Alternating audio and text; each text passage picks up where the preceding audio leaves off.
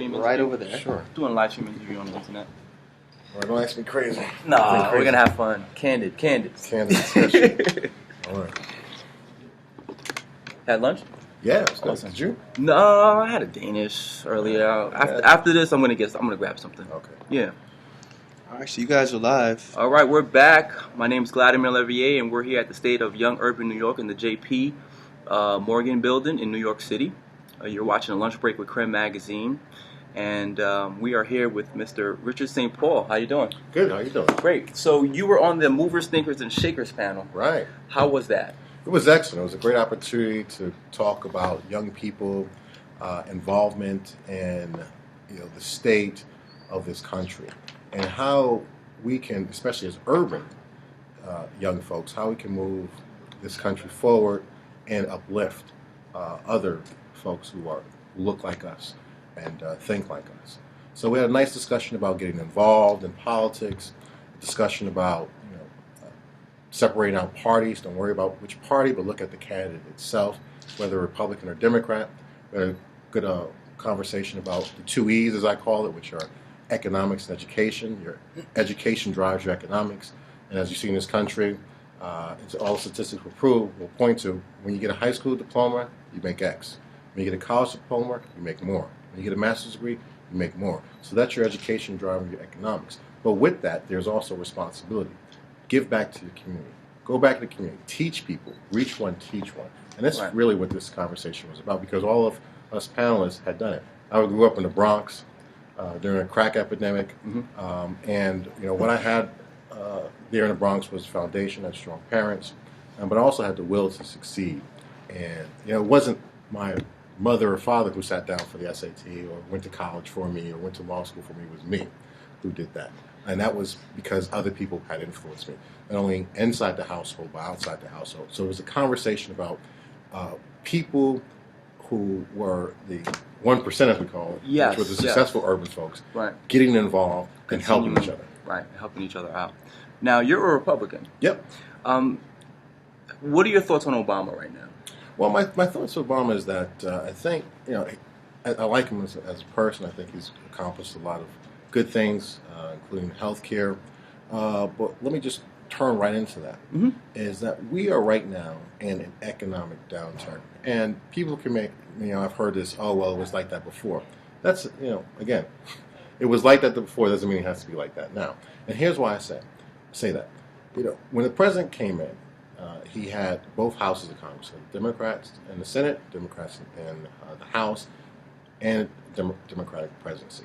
He had an opportunity for change, right? His whole platform was hope, change, you can believe in. And he talked, and a lot of folks supported him because they felt like he was going to make that difference in our lives. Black, white, Latino, everybody else. His first agenda was healthcare reform, which I think every American, especially in this country with such wealth, should have access to healthcare. Very important. But I think more important than that is we needed jobs. We needed economic opportunities. And it's not too recently that a jobs bill has passed, and that's 3 years going forward into his term. My thoughts are that he should have used his political power to support a jobs bill early on and to get the economy back on track, not health care. And I think that's where he made a grave mistake, and that's where I think really hurt this country. And not only the country, but black folks, period, especially because unemployment is double that what it is. It's 8.3% right now. It's double that for African Americans, even more for young African Americans. Right. And you guys were talking about Occupy Wall Street and having them talk about those topics you just mentioned.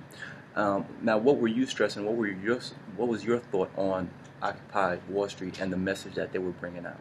I think early on, Occupy Wall Street attracted a lot of attention, which I think is great. Had a good dialogue, good conversation about issues, bringing, what was one of the main economic issues for the downturn in the economy was the fact that greed. Greed from people who were buying houses that couldn't afford them, greed from the bank industry working together, and that really hurt our economy. And that was in the housing market. It really helped collapse this economy. So bringing attention to that, I think, was great. Bringing a conversation on it was great. I think there are initiatives that took place. There was a response from state governments and for federal governments to deal with investment agreed, and there were people who were arrested. There were laws that were changed. There was a whole agency that was Consumer Protection Agency that was created.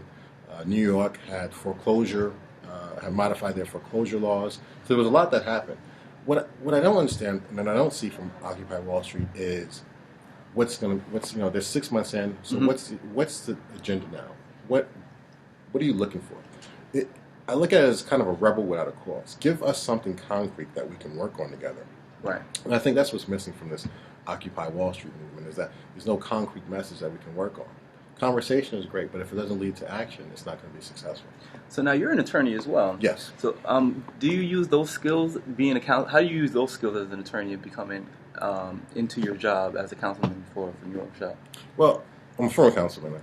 Okay. But it's actually very useful, because what you find out, a lot of your constituents have issues that deal with border or legal issues. And so it helps me explain to them what the issues are. Right. And it gives me a sense of expertise in certain areas of law that actually benefits my constituents. So, for example, I have constituents. I represent a very diverse district. I have constituents who say, listen, the police are not. I'm having an issue with the police. They arrested my, child or whatever. Right.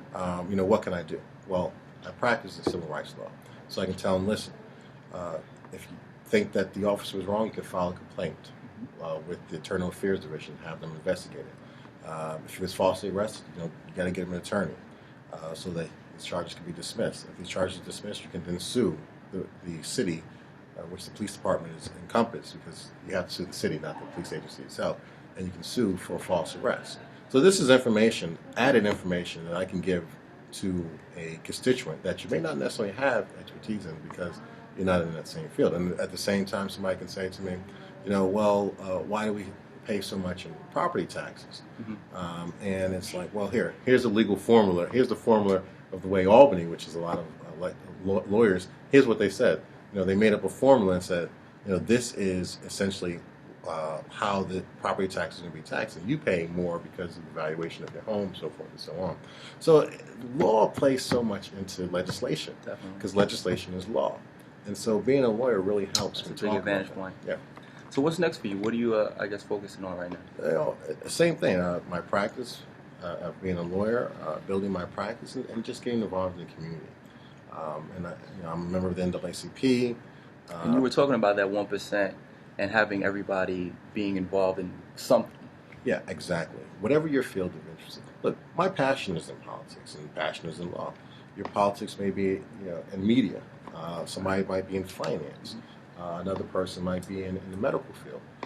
Another person might be in education. These are all people who can bring, great information to our community to help those that aren't here today.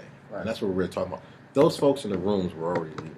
They're already part of the organization, already doing something. Yeah. We need to go out and talk to the folks who grab them and talk about it, and use our passion, what we know about, and educate the masses.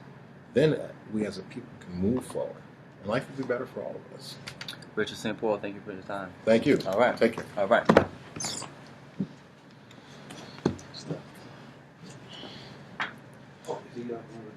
Creme. Yeah. Hey, folks. We're going to sign off. We'll be back in literally 30 seconds.